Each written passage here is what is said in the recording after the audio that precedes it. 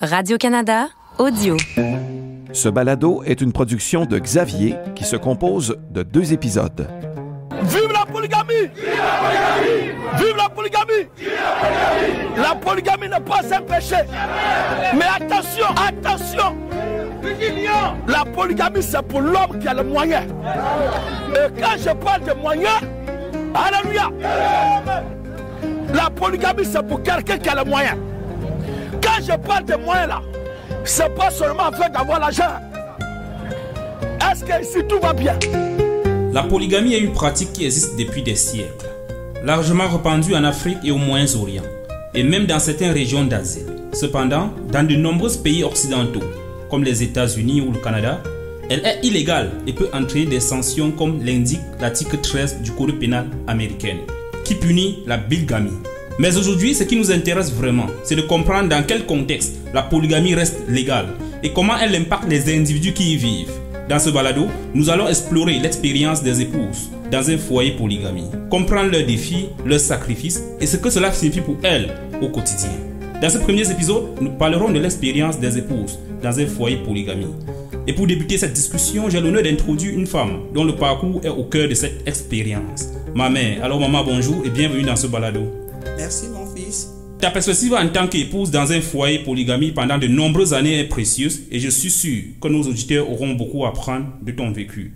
Alors, pourquoi avoir accepté la polygamie? Est-elle un choix personnel ou une nécessité imposée par des circonstances? Non, on peut dire que c'était justement le fait d'être gourmand parce que avoir beaucoup de femmes, c'était une richesse, beaucoup de dot à tes filles, beaucoup de garçons têtes. Ce n'est que ça. Comment avez-vous réagi lorsque vous avez appris que papa devait choisir une seconde épouse en ce moment-là? Il ne fallait pas beaucoup de questions. Un soir ou un matin, tu vois seulement le monsieur rentrer avec une petite fille. Derrière lui, il te dit seulement, voici ta épouse. Tu n'avais plus le choix. Ça veut dire en ce moment-là, votre avis ne comptait pas? Non. Et ça fait quoi également d'être dans un foyer où on a beaucoup de épouses, à savoir les crises de jalousie qui viennent par-ci, par-là? Comment est-ce que vous avez su gérer les conflits, les crises de jalousie entre vos épouses? Dans tout ça, c'est Dieu qui fait n'importe quoi. Je peux dire que Dieu m'avait aidé. Je n'avais pas la jalousie, je n'avais pas l'intention de regarder quoi que ce soit. Si tu n'as pas, ça ne me concernait dans rien. J'avais mes capacités de travailler. Ok. En gros, est-ce qu'il y en a des moments où vous avez envisagé vraiment de dire non, mais je vais quitter ce mariage parce que j'en ai marre, ou vous n'avez eu jamais à faire comme un regret? Non, ça ne peut jamais manquer dans un foyer. Oui. Ça ne peut pas. Il fallait un jour, soit le monsieur t'énerve, tu dis que je vais quitter, je rentre chez mes parents.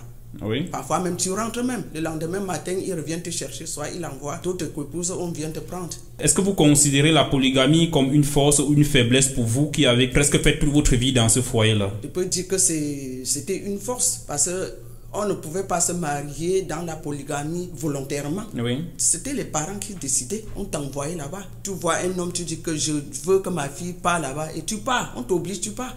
Et tu restes. Ça veut dire qu'en ce moment-là, la volonté venait des parents. Mais est-ce qu'à un moment donné, vous vous êtes dit, si peut-être je n'étais pas dans un foyer polygame, peut-être dans mon pays, je serais devenu comme ministre ou alors comme grande personnalité dans la République? Beaucoup de gens regrettent, mais moi, présentement, je n'ai pas regretté.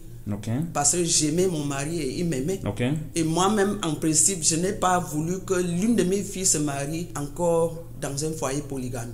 Okay. Parce que si ma fille veut se marier polygamie, qu'elle soit au moins première, le respect des droits de naissance. Oui.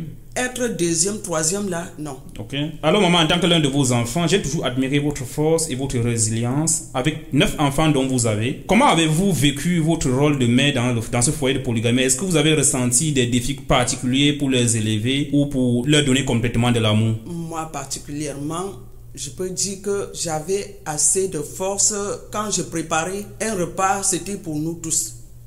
Il ne pouvait pas dire que je n'aime pas ce genre de nourriture, mais même mon mari, il ne pouvait pas seulement me défier en disant que pourquoi tu as préparé ça. Quand j'ai préparé, c'est pour nous tous. Mais au milieu de tout ce tumulte, ma mère soulève un point essentiel. Elle affirme: si l'une de nos filles veut se marier dans un foyer polygamie, je n'accepte pas.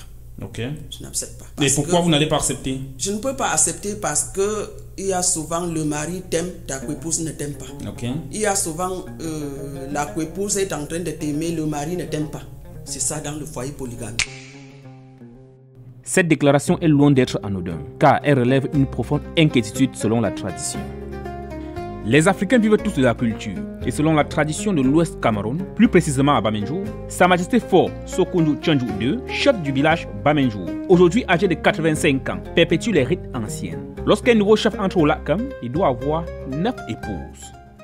Quand j'entre au Lakam, on doit obligatoirement me donner 9 épouses. Parce qu'il faut que, avant la sortie de Lakam, durant les 9 semaines, que plusieurs soient déjà fécondes, que plusieurs soient déjà la grossesse. Mais dans ce même contexte, les fonctions sont bien reparties. Chaque femme connaît sa responsabilité.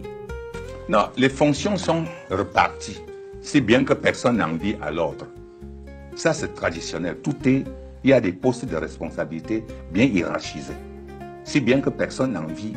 Ce sont les 9 premières qu'on est dans la noviciat ensemble, nous recevons les formations. Parce que même elles, dans l'exercice de mes fonctions, elles participent. Elles ont un rôle important à jouer et les fonctions sont bien reparties. La première femme, la deuxième, la troisième, ainsi de suite. Quand on parle de foyer polygamie traditionnel, les chiffres donnent les vertiges. J'ai 320 enfants, avec les petits-fils. 320? Oui. Waouh, ça calme. Pour certains, la polygamie n'est pas seulement une question culturelle ou familiale, mais un véritable affront spirituel. Selon le pasteur Marc-Christian Dorf, la polygamie est diabolique. Ça ne concerne que moi, ça n'engage que moi. Je vais bien le dire. Ce que je veux dire, c'est que il y a certaines choses que moi, je ne digère pas.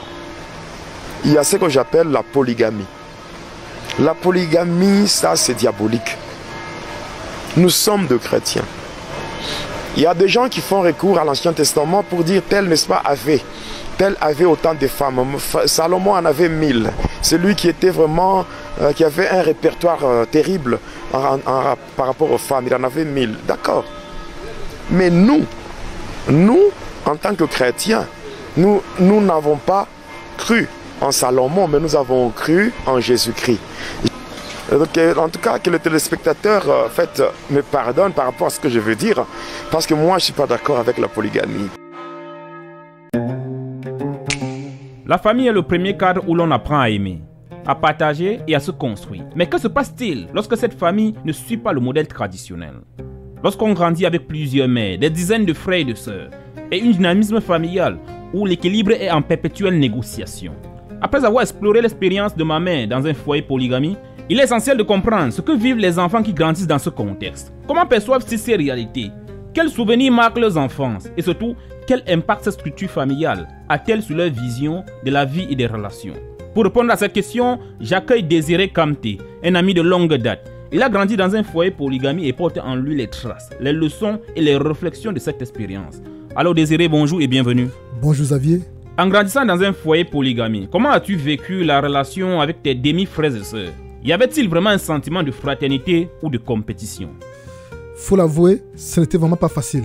Tu as 10 sœurs, près de 15 grands frères, avec un papa qui a plus de 5 épouses. C'est vraiment de la compétition. C'est vraiment de la guerre. Ça paraît comme un rien parce que pour ceux qui sont à l'extérieur, mais ce qu'on vit à l'intérieur n'a jamais été le souhait d'un enfant de se retrouver dans la polygamie. C'est vrai, avoir beaucoup de frères et de sœurs, c'est pas facile de vivre dans ce contexte-là. Mais est-ce qu'à un moment donné, tu as senti comme les moments de négligence envers toi ou envers tes frères, un truc de ce genre? Frustration d'abord venant de papa, parce qu'un papa qui a plusieurs enfants, beaucoup de femmes ne pourraient jamais accorder de la bonne chaleur, la grande chaleur à un seul enfant. D'où je dirais que je n'ai pas reçu cette chaleur. Frustration, oui, parce qu'à un moment donné, il y a vraiment un défi. À travers des frustrations, on dirait que tu as eu des leçons que tu as acquises dans cette expérience de la polygamie. Qu'est-ce que tu aimerais transmettre aux générations futures en ce qui concerne cette polygamie? Un conseil à donner, je dirais, la polygamie, c'est un mauvais ménage. Le jour où un homme prend une deuxième femme, c'est comme ça que le diable s'installe dans son ménage. Parce que vous vivrez toutes les intrigues toute votre vie. Et moi, je dirais, pour celui-là qui aurait vécu dans la polygamie comme moi, ce fut pour moi quelque part une grâce parce que ça m'a permis de comprendre qu'il ne faut pas signer un régime polygamique, de peur de retrouver mes enfants dans la même situation que moi. de peur de retrouver des enfants dans la même situation que toi. Il faut dire aujourd'hui qu'on est dans une transition générationnelle. Ça veut dire, de père en fils, chacun aimerait qu'on soit le modèle de l'un ou de l'autre. Tu n'as pas l'impression à un moment donné de croire que tes parents sont déçus de toi parce que tu n'as pas suivi leur modèle? Je dirais non pour ma mère, parce que mon papa il n'est plus vivant, parce que ma maman ayant vécu beaucoup de frustration dans le ménage en tant que 5e épouse, ne pouvait pas m'encourager à faire de la polygamie. Parce que comme je vous l'ai dit, rien de pire que la polygamie. Si on comprend bien, ça veut dire tu conseilles à tes enfants de ne pas s'emmêler de la polygamie. Mais pourtant, ton père, lui, il avait également plusieurs femmes, mais toi, tu conseilles à tes enfants de ne pas s'emmêler de ça. Mon papa, il avait plusieurs femmes. Je conseille à mes enfants de ne pas penser à la polygamie, parce que je me dis, c'est l'égoïsme des hommes. L'homme n'a que vu son intérêt, mais n'a pas pensé à ses enfants. Si ton père avait exactement combien de femmes désirées? Mon papa, il avait 5 femmes. 5 femmes et combien d'enfants exactement? Nous étions près d'une vingtaine. Près d'une vingtaine. 5 femmes avec une vingtaine d'enfants. Ouais. Ok. Et si tu devais donner un conseil à quelqu'un qui a grandi dans un foyer polygamie et a du mal à se trouver sa place dans ce milieu-là, que dirais-tu vraiment? Qu'est-ce que tu peux lui dire pour qu'il puisse se maintenir ou pour qu'il puisse trouver l'équilibre dans ce milieu du foyer polygamie? On ne choisit pas où on est, mais on peut au moins trouver un moyen de s'orienter. Moi, je me dis, tu es déjà dans un foyer polygamique, tu n'as rien d'autre à faire que d'accepter ton sort. Mais disons, ce ne sera qu'une leçon pour toi. Ok. Être dans un foyer polygamique, c'est aussi une leçon de vie. Ok. Parce qu'on est dans une situation où on apprend à mieux comprendre pas mal de choses. L'expérience que vous avez d'un foyer polygamique est bien élevée par rapport à celui qui vient d'un foyer monogamique. Okay. D'où je dirais, il ne peut que s'abstenir, apprendre beaucoup de ce ménage et pouvoir corriger son propre ménage à l'avenir. Mais selon toi, est-ce que le foyer polygamie t'a donné les armes pour entrer dans la vie active ou pour toi ça a été un frein dans ta vie? Le foyer polygamique m'a vraiment enseigné la vie. Dans le sens positif ou négatif? J'ai appris à être humble, j'ai appris à comprendre les gens. Oui. Parce que là vraiment, on vit de la frustration, on vit de la haine, on vit des intrigues. Maintenant, j'ai le temps de comprendre ce que c'est que le mal, faire le mal à autrui, parce que j'ai vécu le mal. Je comprends mieux le mal. Mais un enfant qui n'a pas vécu dans une famille polygamique ne comprendra jamais ça. Okay. Il a vécu avec son père, sa mère. C'est un foyer monogamique. Okay. Il se plaît là-bas. Mais moi, j'ai appris beaucoup. Pour avoir eu beaucoup de séquelles, j'ai compris ce que c'est que la vie. Et ça fait en sorte que quand j'affronte la vie, je comprends mieux la vie que pas mal de personnes. À travers les propos de Désiré, il est difficile de ne pas donner raison à ma mère, qui affirmait avec conviction. Si l'une de nos filles veut se marier dans un foyer polygamie, je n'accepte pas. Ok. Je n'accepte pas. Après avoir exploré l'expérience de ma mère, il est désormais temps de se pencher sur une autre fourchette aussi cruciale, l'impact de la polygamie sur les enfants. Dans le prochain épisode, ma sœur Javine et ma femme prendront la parole pour partager leurs souvenirs, leurs ressentis et les leçons qu'elles tirent de leur enfance passée dans un foyer polygame. Restez avec nous pour découvrir comment cette réalité familiale complexe a influencé leur regard sur le monde, sur les relations humaines et sur la notion même de la famille. Vous écoutez le balado sur la polygamie, une production de Xavier, coordonnée par Jean-Denis Scott.